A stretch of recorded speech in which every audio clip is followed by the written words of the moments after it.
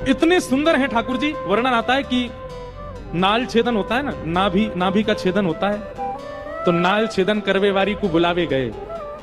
बोले भैया नंद जी के लाला भयो है, नाल छेदन करनो है। तो नाल छेदन करवे वारी बोली ऐसे ना जाऊंगी मैं, मोटी दक्षिणा लूंगी। नंद बाबा बोले कहा चाहिए तो बता दे। खूब सारी सामग्री बता दी, माने इतनी गैया चाहिए, इतने रत्न चाहिए, इतने आभूषण चाहिए, नव लखा के इतने हार चाहिए। वो वाहुए लगी कि भैया इतने दिन बाद मांगवे को मिलो, पीछे मत हटो। नंद बाबा बोले तू जो कहेगी सब देंगे, तू चल एक बार वह बालक को नाल छेदन कर दे। महाराज इतनी अदा में अदब में पालकी मंगवाई, पालकी में बैठ करके जय घोष कराती, भाई कीर्तन मंडली आगे पीछे चलवाती, भाई जा रही है नाल छेदन करवे। क्योंकि वह पता चल गई है कि जरूरत है और ये कोई सामान्य नहीं है, ब्रज के राजा हैं, इनसे तो जितना हो सके मांग ले।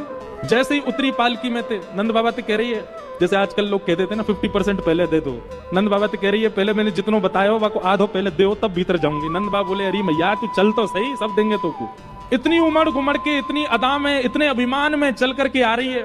नंद भवन में जैसे ही प्रवेश किया, यशोदा मैया के गोद में नीलमणि लेटे हैं, अभी नाल छेदन भई नहीं है। जैसे ही भीतर पहुंची और जाकर के बोली लाओ कहां है बालक दिखाओ। मैया ने जैसे ही नेक वस्त्र हटा करके अपने, अब देखो बुरा नहीं मानिएगा, 1-2 दिन के जो बालक होते हैं ना उनका रूप नहीं होता, उनका स्वरूप नहीं होता, सब एक से ही लगते हैं। कभी जाके देखो छोटे छोटे बच्चों का जो बाढ़ होता है, जहां 1-2 दिन के बच्चे होते हैं, सब एक से ही लगते हैं, कोई ज्यादा विशेष अंतर नहीं होता उनमें। तो इतने छोटे बालक में रूप नहीं आता, वो सामान्य सा ही लगता है। लेकिन जैसे ही यशोदा मैया ने वस्त्र हटाया लाल जी के मुख से और वो नाल छेदन करवे वारी को जैसे ही प्रदान किया, महाराज ठाकुर जी को रूप देखते ही पहले तो नेत्र सजल है गए, हाथ कांपन लगे।